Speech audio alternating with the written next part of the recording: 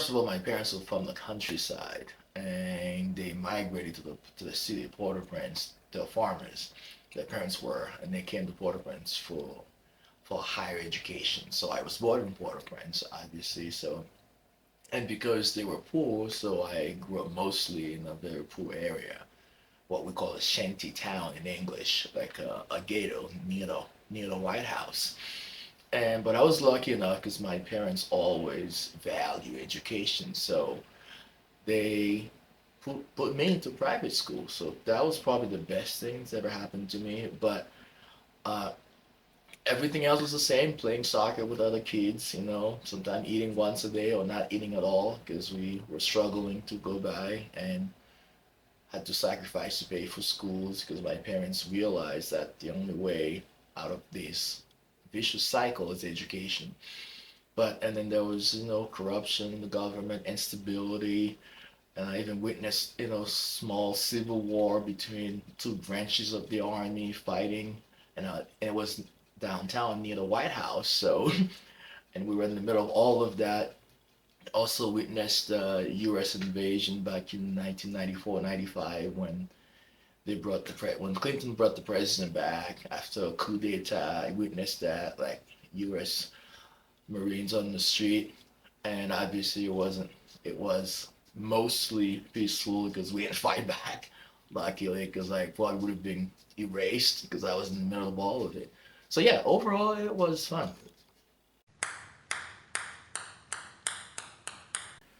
Well, in my case, and I know I've heard many stories, refugees, people looking for a better life, or living on ravage, or civil war, they needed a safer and better place to be. My case was a little different, and at first, I wanted to pursue higher education. So after I finished my first degree, my bachelor in Haiti, and I wanted to explore, to expand my horizon. I wanted to study somewhere else, most in a foreign language, I know. And I found the opportunity to come study right in Texas, and I jumped on it.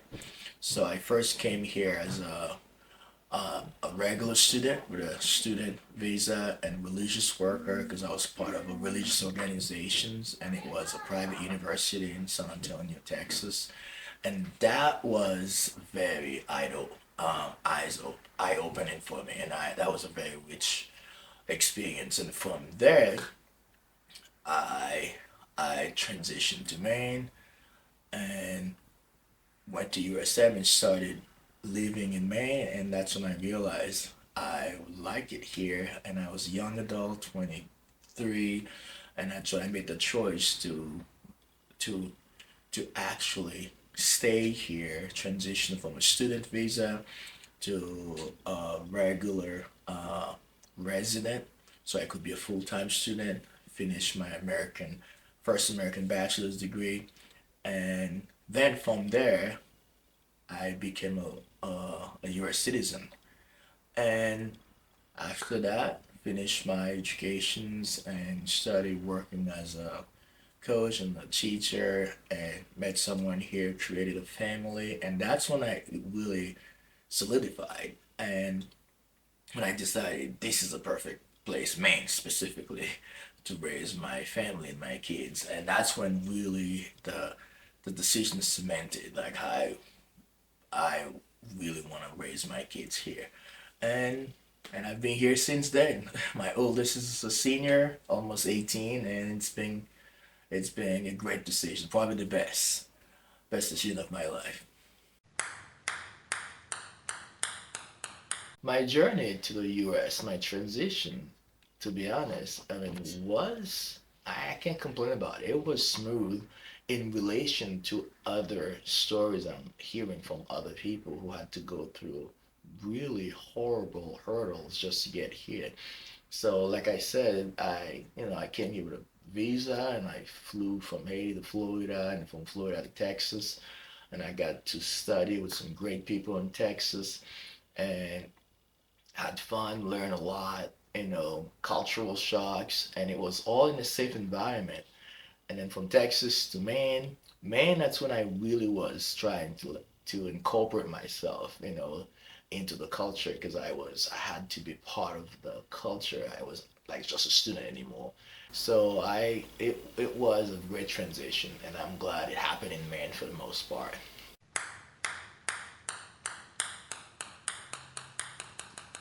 Once I decided to become a formal immigrant and migrate here, mostly in Maine, and of course, and every time you transition, some, I had some, some hiccups along the way, but I was mostly fortunate that people in Maine that helped me help that transition. It went as smoothly as possible. But the number one really challenge, obviously, was the language barrier. I was an adult, like 23. I had to learn a new language. Good news is I had English and Spanish classes at school, and I was already almost fluent in Spanish. I was a student, a foreign exchange student in a Spanish-speaking country when I was in high school. So because I was already trilingual, so English would have been my fourth. So it wasn't so hard, but anytime you have to adjust language barriers because language carries, cultures behind it, terminologies, local slang. It was quite interesting. I remember my first job at Wendy's. I will never forget. It was so interesting being a college graduate because I couldn't have a better job because I had to translate my paperwork. It took forever. So I had to have a regular job, and I didn't mind working at Wendy's, but it was interesting because I was still learning English, and some people were patient with me, some people were not, and but the most important things I learned was the importance of communication. So when the managers wanted to talk to me because they needed it, and I was, more or less an efficient worker because I was old enough, I was like the high school players who didn't care. So they put a lot of trust in me, and they would find any means necessary to communicate, and I appreciate it, and it helped me learn faster, learn some new terms, and once I got over that hurdle, when I could speak clearly and understand and process information at that speed, and I felt more or less a part of the society. And I went from Wendy's and I got my paperwork all done, my university credit, and I went from Wendy's straight to the Scarborough school system as a substitute teacher, and that was great. From there, and that's how my educational career started. From there, I became a coach for Scarborough, and I was an assistant teacher, what we call ed tech. And then I went back to school, grad school, finishing up my first American degree, another bachelor's degree, and then a master's degree. And then I started teaching for private school and world languages, French and Spanish, while I was coaching, and soccer and volleyball. So now, as these are all the good part, and like I said, besides the language barrier, I don't think people have their own concept of when they see someone from somewhere else, an immigrant, someone with a different accent. Some people appreciated it. Some people found it fascinating. Some people they were not patient. Like, how could you say it again? You got a thick accent. I can't understand you. I didn't take any of that personally. I was just keep ready a clean slate and observe what people are doing because my first major was philosophy, so it was very helpful. So I could just hang back and observe people and their habitat and their subconscious, their first impression of you. So it wasn't easy for me to take things personally based on my background. So that it was fairly smooth. So even now after 20 years here, raising a family here, raising kids that are half Haitian and half American. And there's still times that I try to tell them the things that they see, I see it differently, and I may always see it differently because of my subconscious, my background, because of my first 23 years of life. And but it's all part of a good, positive experience, and it's all a learning curve for everyone.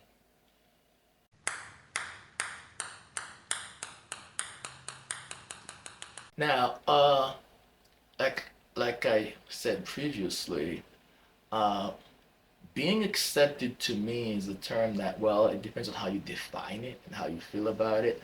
But I definitely feel like I'm being accepted in this community.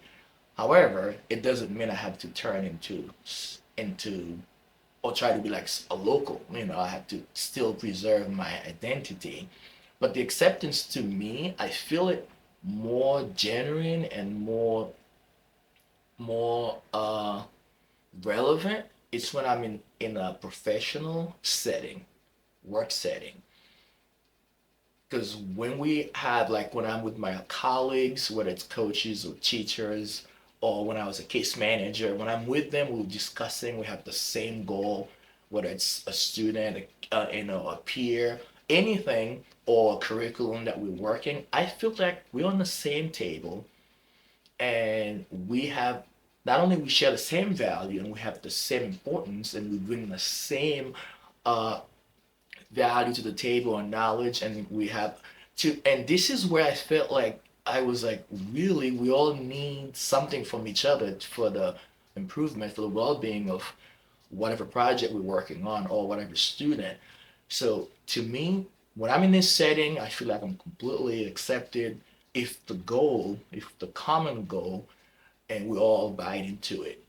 And other places, it's when, I'm socializing with a group of friends, whether it's home, whether we're all playing pool behind me, coming here and talking about the goodness of the society, like especially in Maine, how nice it is here to raise kids, and we, as a dad, and we were talking about, because I've been to other big cities, including Europe and other countries, and New York City, Boston, and then when we talk about the safety of Maine, raising our kids, and I feel like, well, completely accepted because I'm also a dad, and we have that in common, and that's extremely priority. It's very important to us, and yeah, so whenever we have something that's extremely valuable, and family or professional career and safety, and I feel like almost 100% accepted.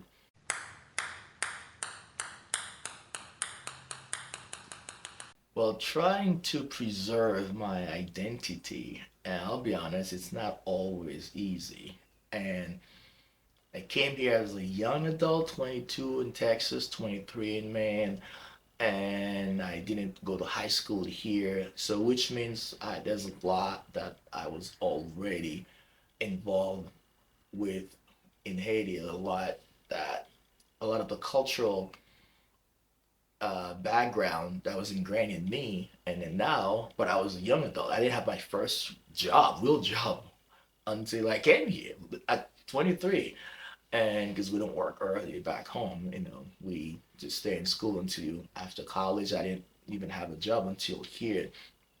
But as far as preserving, the most important part of that to me is to pass on my background through stories and where I came from, explain to my kids the reality of growing up in the poor countries, what we value, community, like every night, mostly usually during the summer, every night before we go to bed, we all get together. It doesn't matter.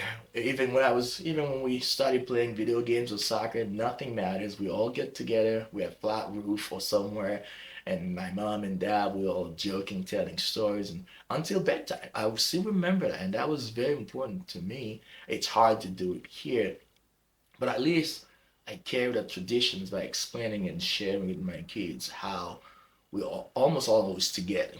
Like like when we walk by each other's bedroom, the doors is like always open. So if you need privacy to do something, you kind of have to close it and say, "Hey, I'm doing something for 5 minutes." Everybody's just walking in and out because otherwise we even watch movies together when we can, play soccer, and also the other aspect is cooking and eating. It's almost like we don't eat alone. Like as soon as my food is ready, my mom is cook. Hey, go get people, whoever is there, or my friends playing. So hey, let's all eat, and the eating, the sense of community, and the getting together, telling stories at night. These are very valuable to me. I try to keep that as I adjust to new realities, but these I try to pass them on, through stories and as much as we can to my kids.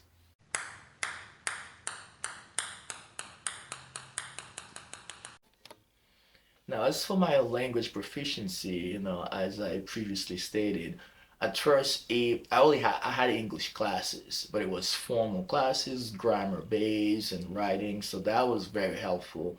But as far as listening skills to native speaker speed, oh, that was a whole different ball game. I had no clue what people were saying. I was behind all the time in comprehension and processing speed. And I remember I couldn't watch any news or TV or anything without the closed captions. I could read faster than listening. And that was just the first few years. And then I realized I had to stop trying to process everything. That's before I became a world language teacher. I had to make it about the gist, the main idea, and you have to be fast. Just to get the idea, you move on. Because, being a perfectionist makes a problem because you're always behind by trying to figure out every single detail, and that's not how language works. So once I figured this out, so the message, the conversation became the essential part of that conversation. Then I started transitioning faster and faster, and then I could sit and have a conversation and then have the same processing speed.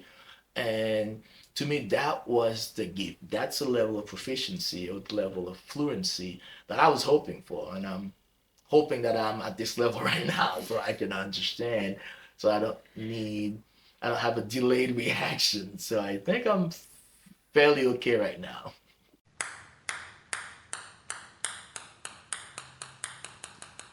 Now, advice I would give anyone if you're trying or you want to immigrate, first knowing why. Why do you want to live your own reality of family and traditions? It's not necessarily easy. However, I understand most of us have done it out of necessity because no one, and I repeat, no one deserves to be treated, like less than a human.